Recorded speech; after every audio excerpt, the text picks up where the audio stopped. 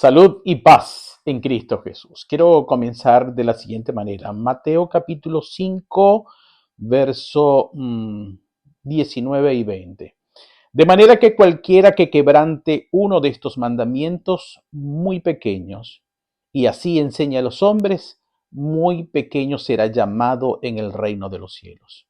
Mas cualquiera que los haga y los enseñe, este será llamado grande en el reino de los cielos. Porque os digo que si vuestra justicia no fuere mayor que la de los escribas y fariseos, no entraréis en el reino de los cielos. Estas escrituras o estos dos versos bíblicos nos hablan de que estamos bajo una revisión permanente por parte de nuestro Dios. A Él le interesa muchísimo saber si estamos caminando en su justicia o no. Y en función de eso, si estamos caminando en su justicia, darnos la recompensa correspondiente.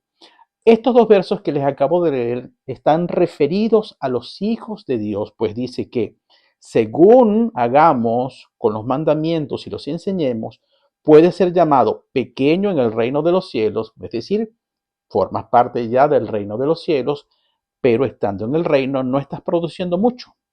Por eso eres pequeño en el reino de los cielos.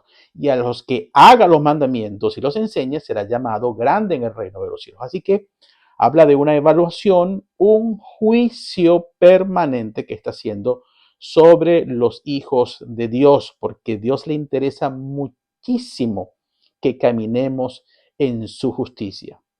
Por esa razón nos enseña en el mismo capítulo, el mismo Evangelio de Mateo 6:33. Esto, busquen primeramente el reino de Dios y su justicia.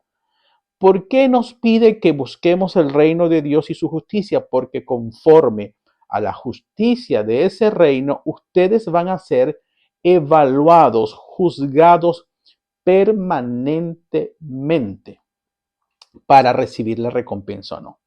Fíjense por qué algunas personas dicen que no reciben de Dios ciertas cosas, a pesar de que tienen tiempo, de que oran mucho, de que leen la palabra, de que creen conforme a la relación que tienen con Dios, ya deberían haberse desatado muchas de las riquezas en gloria y las bendiciones o promesas que Dios tiene para nosotros. Bueno, vamos a enlazar esto con las escrituras.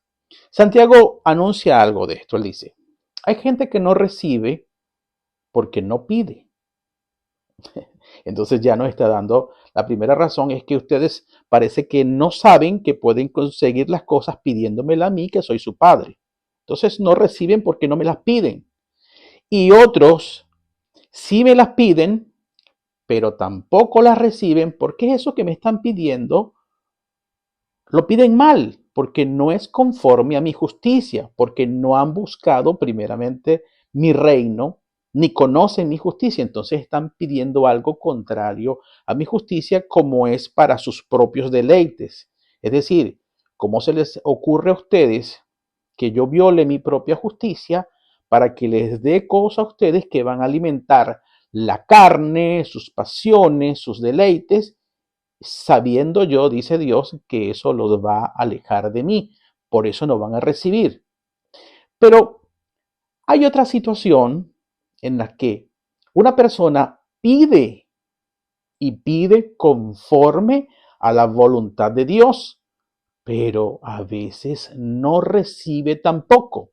¿Y cuál es la razón por la cual esta persona no recibe? No es que pide para sus deleites, pide conforme a la voluntad de Dios. Pero lo que ocurre es que esta persona no está caminando en justicia, porque Dios, que siempre hace juicio, recordemos que su trono está fundado en cimientos de justicia y de juicio, y Él lo pone en acción permanentemente. Todo el que hace justicia necesariamente tiene que juzgar. A ti que Dios y a mí nos ha señalado como espirituales, si es que lo somos, nos dice que todo lo podemos juzgar y que nadie nos juzga a nosotros. Pero si nosotros podemos juzgar todo, ¿a qué se refiere? Que todo lo midamos por el filtro de la palabra de Dios para saber si algo es bueno conforme a la voluntad de Dios o no lo es. No es un juicio para condenar, pero estamos haciendo juicio. Estamos juzgando conforme a la justicia, no de los hombres, no terrenal, sino a la justicia de Dios que está expresada en su palabra, especialmente en los mandamientos. Entonces, estas personas que piden conforme a la voluntad de Dios están fuera de la justicia de Dios. Y cuando ellos se presentan delante del trono, delante del justo juez, a pedir algo material, a pedir protección, a pedir el cumplimiento de una promesa respecto a la familia, a los hijos, etcétera, esto no es dado porque la persona que pide no ha entrado en la justicia de Dios y el justo juez, que es justo y jamás dejará de ser justo, aunque tú seas tu hijo, pues solamente te va a poder dar lo que justamente te corresponde. Porque en el juicio donde evaluó si te da lo que pides o no, pues resultó que no era el tiempo porque las condiciones de justicia en tu vida no se han cumplido o en la vida de quien estás peticionando si se trata de una intercesión. Vamos a ver a la luz de la palabra esto. Dice Jesús, está subtitulado Jesús y la ira en el mismo capítulo 5. Oíste que fue dicho a los antiguos, no matarás, y cualquiera que mate será culpable de juicio. Tu comportamiento y la intención del corazón puesto en ese comportamiento va a ser sometido a un juicio. Y si matas, es contrario a la justicia de Dios y el juicio te va a declarar culpable. No importa que seas hijo de Dios. Luego dice, pero yo os digo que cualquiera que se enoje contra su hermano, estoy leyendo el verso ahora 22 del capítulo 5 de Mateo, pero yo os digo que cualquiera que se enoje contra su hermano será culpable de juicio. Habla de un juicio donde va a ser encontrado culpable el que se enoje contra su hermano. ¿Y quién te va a llevar a ti a juicio? Ese hermano con quien tú te enojaste. ¿Por qué te va a llevar a juicio? Sencillamente porque estás caminando fuera de la justicia de Dios. ¿Acaso no dice la Escritura en la justicia de Dios?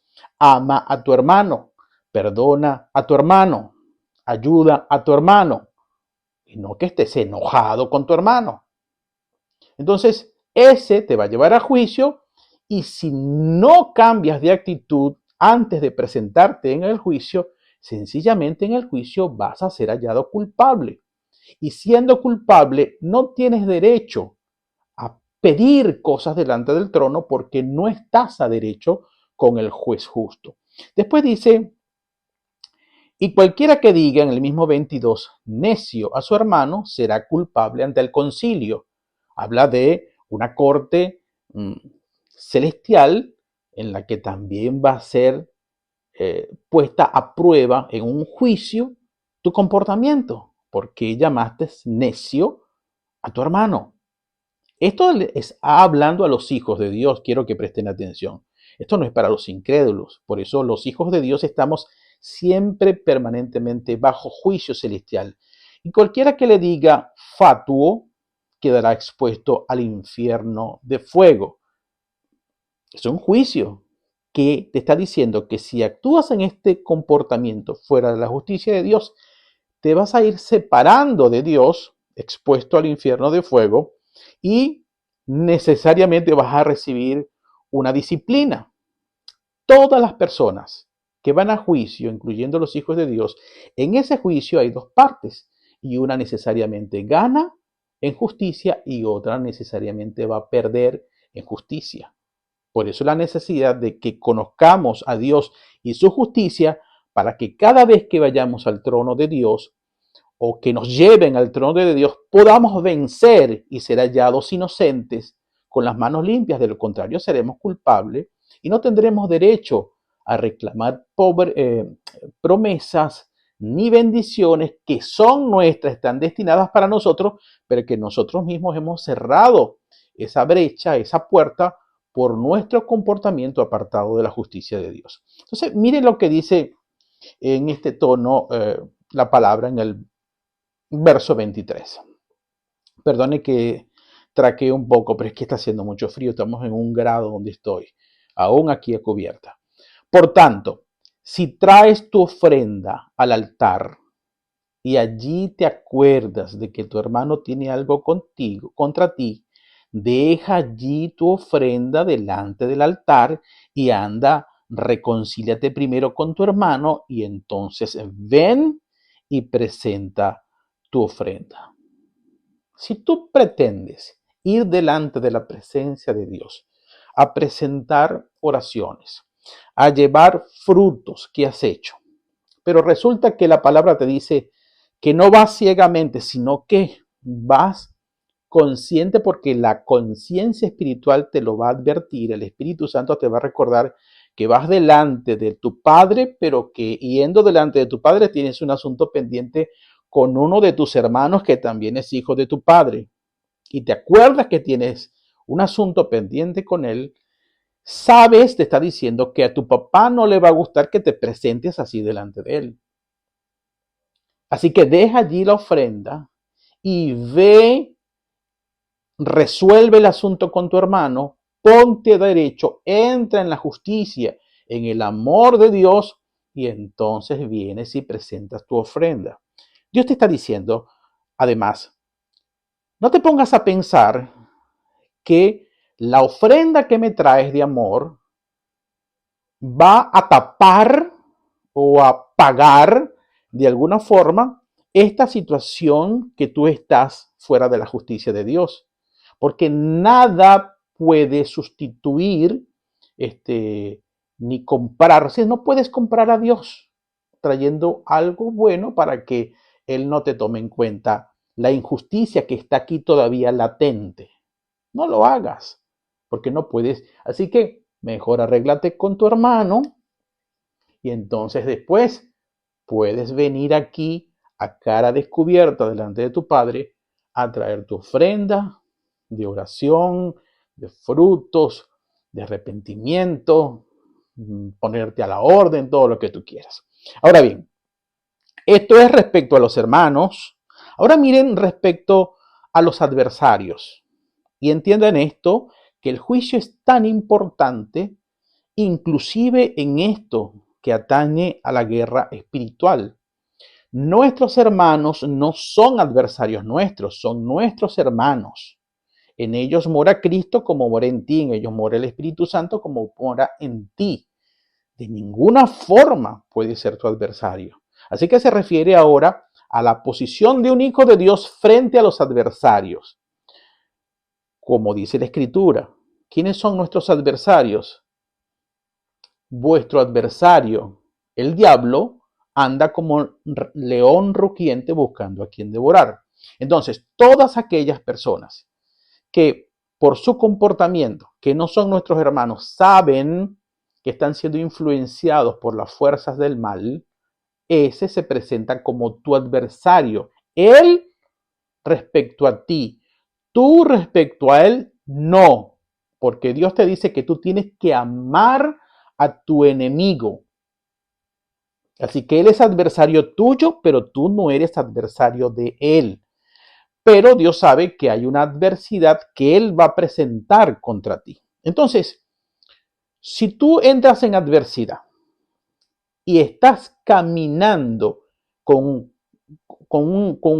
las fuerzas del mal y tú estás caminando en injusticia, de esto va a hablar Dios y dice, ponte de acuerdo con tu adversario pronto, entre tanto que estás con él en el camino.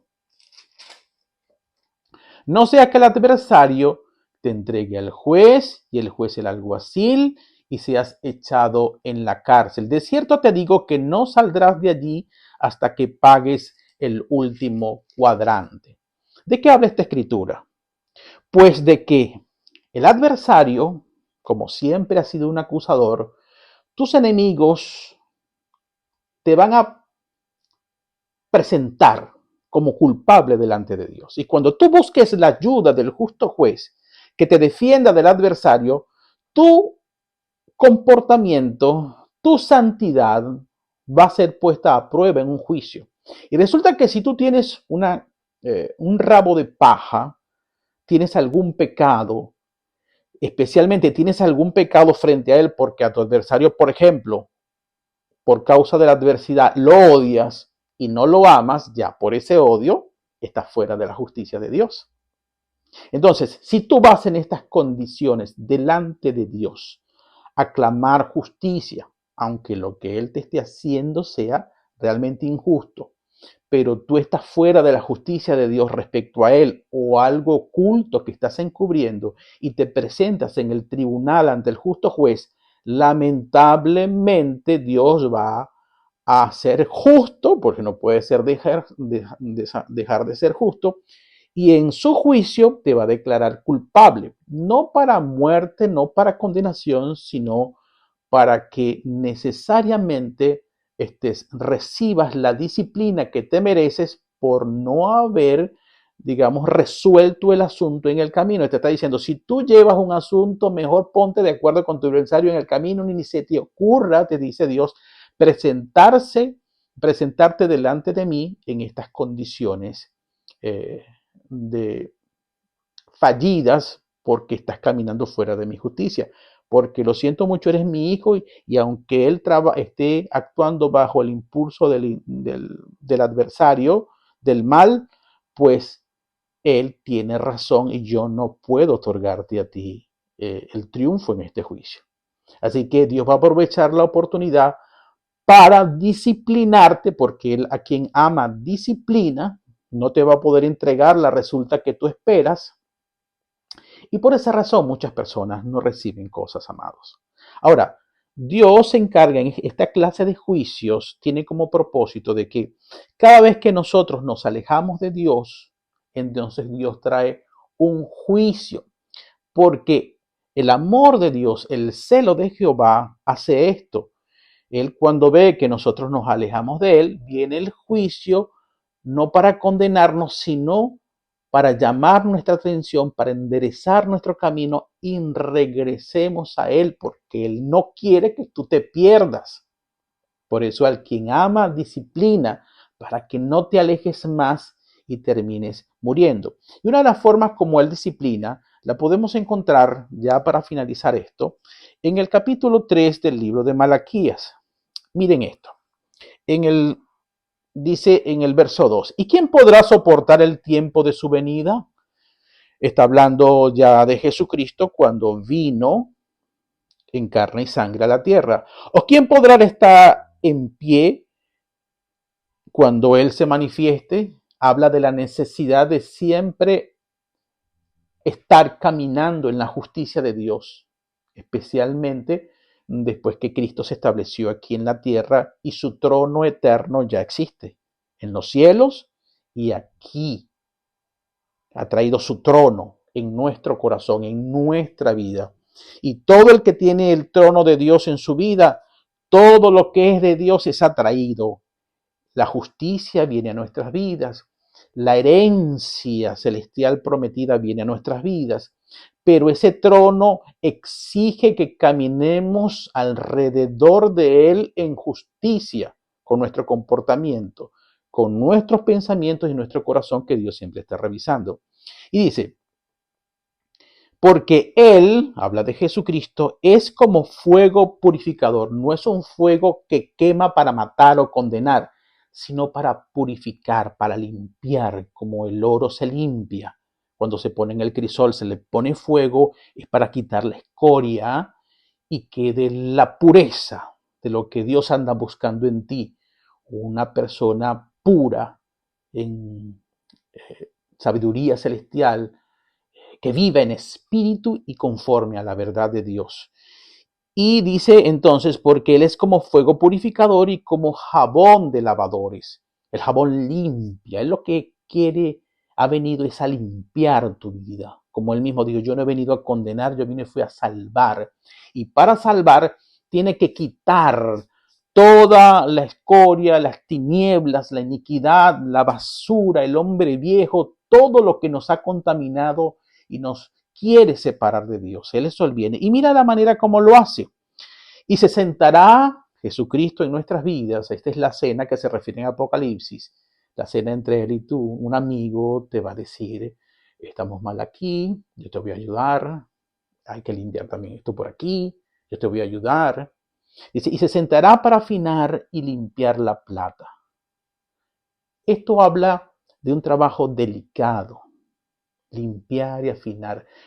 No es darte palos, revolcarte. No, esto forma parte del juicio y durante la limpieza delicada de tu vida, no para hacerte daño, algunas veces en esa afinación, en esa limpieza, pues vas a sentir algún dolor, vas a tener que esperar, vas a tener que postergar el recibir ciertas cosas, ciertas bendiciones y ciertas promesas, porque Él está haciendo un juicio que consiste en limpiarte, que consiste en que cada día te parezcas más a Él y Él no tiene ninguna clase de comunión con el mal y con el pecado. Y por eso los juicios traen esto. Como lo dijo Jesús, recuerdan a Pedro. Pedro, he orado por ti porque te han pedido para zarandeo, pero yo he rogado que tu fe no te falte. Es decir, que durante la limpieza, también durante la purificación, durante el zarandeo, durante el juicio, también Jesucristo está con nosotros. No es Él apretándonos, sino es Él dejando que nuestra falta de fe, nuestro caminar fuera de la justicia, sea una oportunidad para Él limpiarnos, porque no nos puede dar lo que en su justicia no nos corresponde todavía. Bien, mis amados, ese es el juicio, en pocas palabras, a los hijos de Dios. Cuando escuchen de juicios, yo sé que hay un prejuicio de rechazo sobre esta palabra, pero esto es necesario. Y termino con esto porque lo había olvidado. El capítulo 7 del libro de los Salmos, mira lo que dice David. David entendía muy claramente esto, de que toda la resolución de los asuntos pasan por un juicio diario, permanente. Mire lo que dice. Persigue al enemigo mi alma y alcáncela. Perdón, comienzo desde el 4. Si he dado mal pago al que estaba en paz conmigo, antes he librado al que sin causa era mi enemigo. Justicia. Pero si yo he dado un mal pago, persigue al enemigo mi alma y alcáncela. Es como David defendiéndose en un tribunal. O sea, yo no he hecho el mal. Pero si yo he hecho mal, Señor, castígame. Pero revisa mis obras, ve que yo a mi enemigo lo he librado. Pero si tú ves, justo juez, que yo me he portado mal con mi enemigo o con otras personas, por favor, persigue al enemigo mi alma y alcáncela. Huella en tierra mi vida y mi honra ponga en el polvo. Selah, silencio. Editen eso.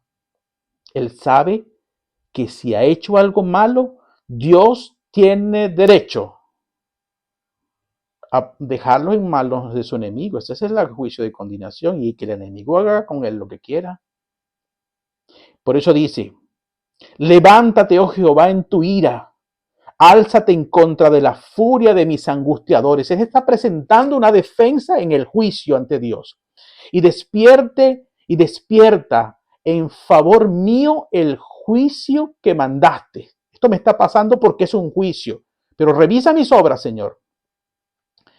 A veces el juicio es atraído cuando nos separamos de Dios con nuestras injusticias y a veces el juicio viene por causa del mal que quiere quebrarnos y ver cómo respondemos nosotros.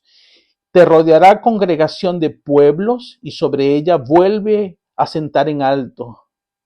Jehová juzgará a los pueblos. Júzgame, oh Jehová, conforme a mi justicia y conforme a mi integridad, si es que la hay. Él sabe que lo que le va a pasar en su vida depende en gran medida de su comportamiento dentro de la justicia de Dios. Y él espera que Dios lo juzgue a él conforme a esa justicia que él debe desplegar. Si no la desplegó, sabe que va a quedar en manos de los enemigos, como dice en el capítulo 5 de Mateo. El enemigo, si no estás bien y vienes a mí en ese juicio y no estás bien, tu enemigo te va a entregar al juez, el juez al alguacil y el alguacil a la cárcel, y no vas a salir de allí hasta que pagues las consecuencias hasta lo último. Eso es dejarnos en las manos del mal, porque así son los juicios de Dios. Nos entrega en las manos del mal si nosotros se nos ocurre vivir fuera de la justicia de Dios y además tener el tupé de, siendo injustos, presentarnos a pedirle cosas justas a Dios cuando no nos las merecemos. Por eso hay que buscar primeramente el reino de Dios y su justicia, porque en esto seremos permanentemente revisados y juzgados para entregarnos o no las cosas que se nos han prometido. Si Dios quiere, viviremos y nos seguiremos amando por la palabra de Dios. Dios les bendiga y Dios les guarde siempre, amados.